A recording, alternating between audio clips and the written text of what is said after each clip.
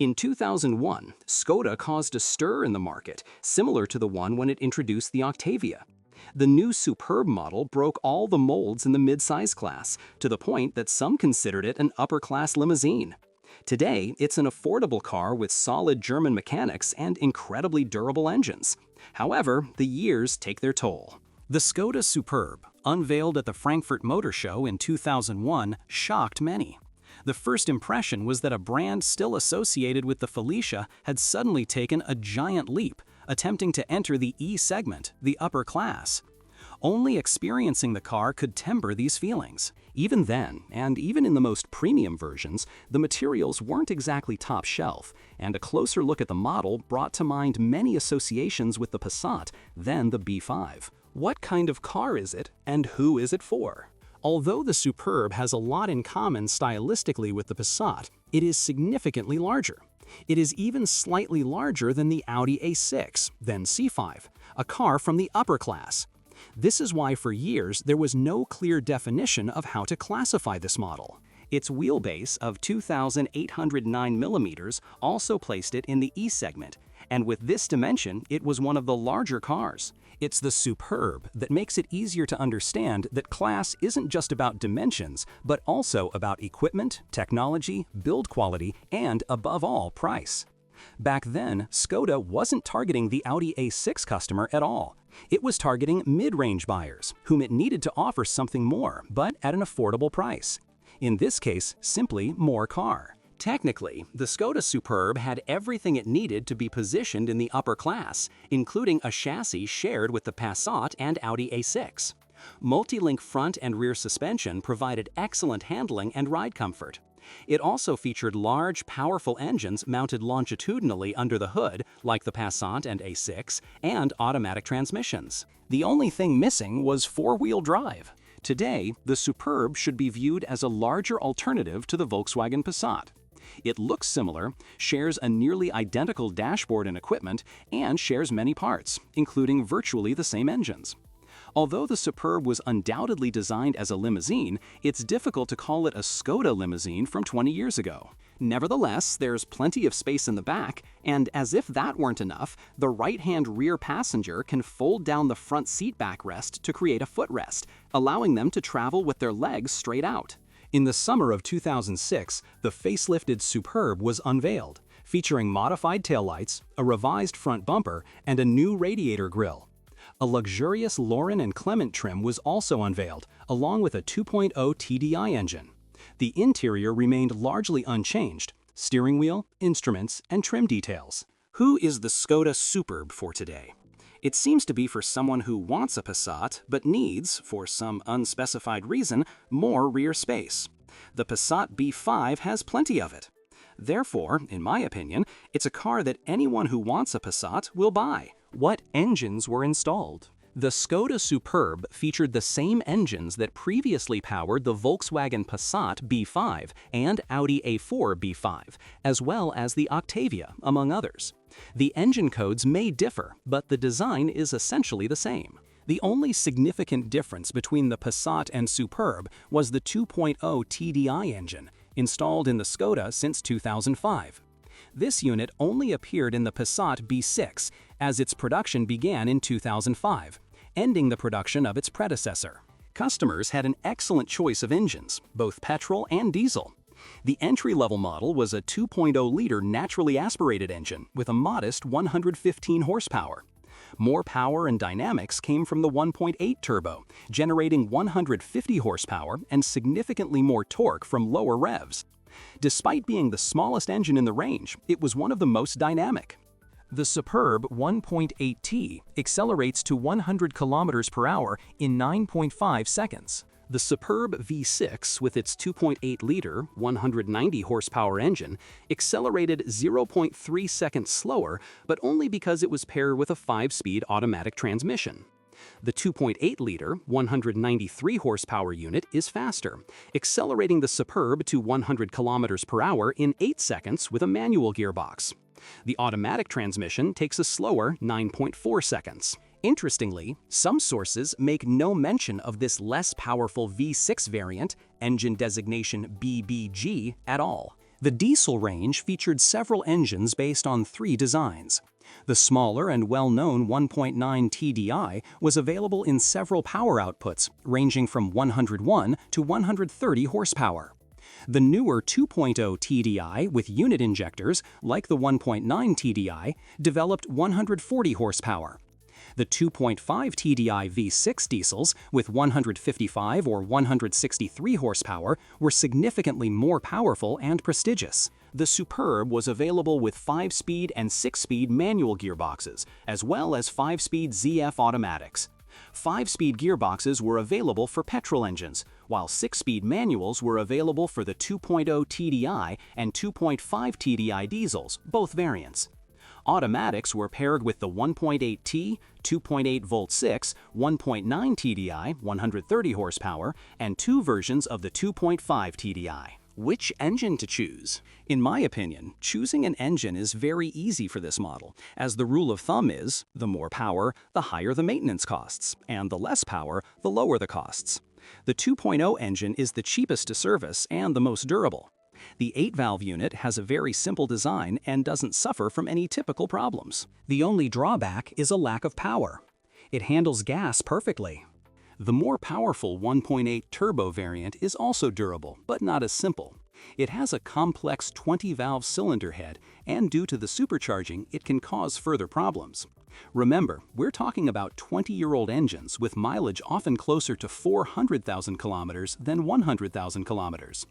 Tuned engines pose the greatest risk, and there are plenty of such. Both 4-cylinder engines consume similar amounts of fuel, around 8 to 9 liters 100 kilometers, with the turbocharged engine offering greater potential for lower fuel consumption while driving economically. On the other hand, both can be gassed and enjoy the lowest running costs. The 2.8 volt 6 is even more expensive to run and especially to repair, but it's rated very highly. In my opinion, if you're looking for dynamic performance, it's better to look for a well-maintained Superb 1.8T with the lowest mileage possible. Otherwise, the 2.0 will suffice. The 2.8 engine can be easily upgraded to run on gas, and it's even considered necessary if you plan to drive it for a while. With fuel consumption of around 11 to 12 liters 100 kilometers, the installation cost will quickly pay for itself. It's a good engine for those who enjoy large engines. When it comes to diesels, you might have mixed feelings. 1.9 TDI engines theoretically differ in power output, but the more powerful 130 HP versions have many different parts than the less powerful ones. Therefore, you can't generalize that a 1.9 TDI is always the same, because it isn't. Chip tuning a 101 HP engine to 130 HP, a not uncommon occurrence, will certainly add dynamics, but it will also reduce durability. On the other hand, now 20 years later, the 1.9-liter engine under the hood doesn't matter in the slightest, as long as it's well maintained. Although it's obvious that a factory-produced 130 horsepower will be more enjoyable to drive. However, the choice of more powerful diesel engines is important. For example, the 2.0 TDI PD is a terrible design, but it can be quite good today. Just because a dozen or so years ago this engine was cursed and repaired on a large scale doesn't mean it's still the case.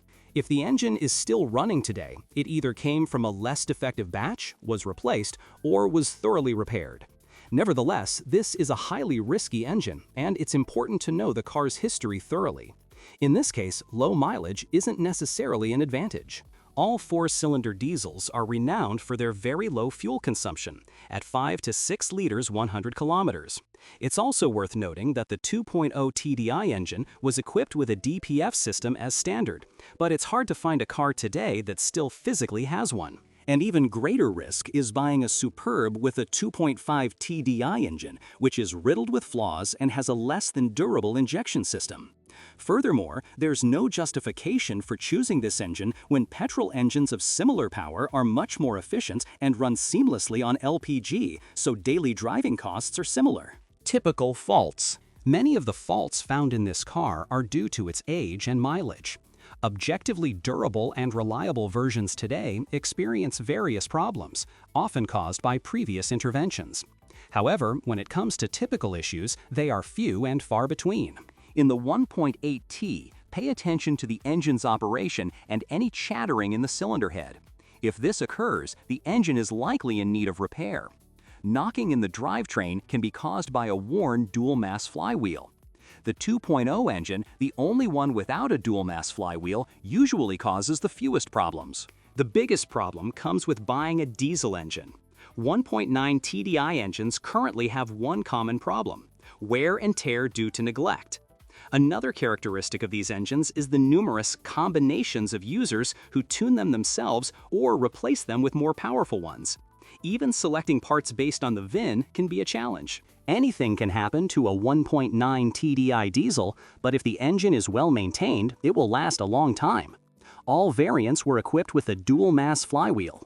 The risky 2.0 TDI engine suffered from cylinder head, injector, and oil pump failures. The Superb's variant is reportedly more reliable than the Passat's, but you should thoroughly check the engine's operation, and if the mileage isn't high, I recommend taking it to a specialist immediately after purchase to have the unit inspected and the most vulnerable areas inspected. A well-maintained 2.0 TDI engine can last longer than a 1.9 TDI. The 2.5 TDI is the worst, as it's usually been serviced several times, and the results are unknown. Owners of cars with this engine often sell them out of desperation, hoping to fix the problem. Therefore, buying such a car should be approached with extreme caution, or with the immediate expectation of a potential overhaul.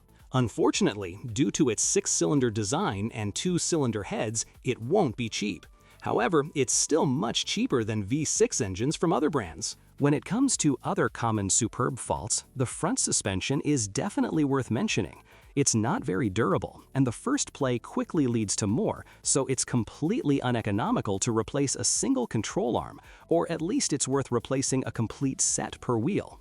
The point is to avoid paying multiple labor costs in a short period of time. Unfortunately, Superb cars age just like their engines. Corrosion affects not only the bodywork, but also the chassis. Buttons wear out, switches stop working, and the air conditioning can fail. Overall, however, it's a durable and generally trouble-free car. Operating costs.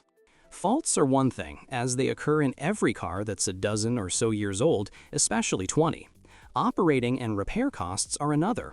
The Superb excels in this regard, as the parts market offers a wide range of high-quality replacements, but at a good price due to high demand. Parts remanufacturing facilities stock almost everything, and if they don't have it, they'll remanufacture it. Repairs are the least of this model's worries, unlike with French-branded cars. Additionally, garages, even if they don't specialize in a particular brand, they'll certainly be able to handle this car. And even if they don't specialize in the VW group, they'll still be happy to repair a Skoda. VW Group cars from this era hold no secrets for mechanics, and the availability of parts makes repairs quick. V6 engines are, of course, the most expensive when it comes to periodic servicing. It's also important to remember that they place a greater load on the front axle, so the front suspension wears out faster. It's also important to take care of the gearboxes, which are extremely durable. Only use the correct oil specification for TDI engines to extend their life. This oil must be Volkswagen approved and formulated for TDI use.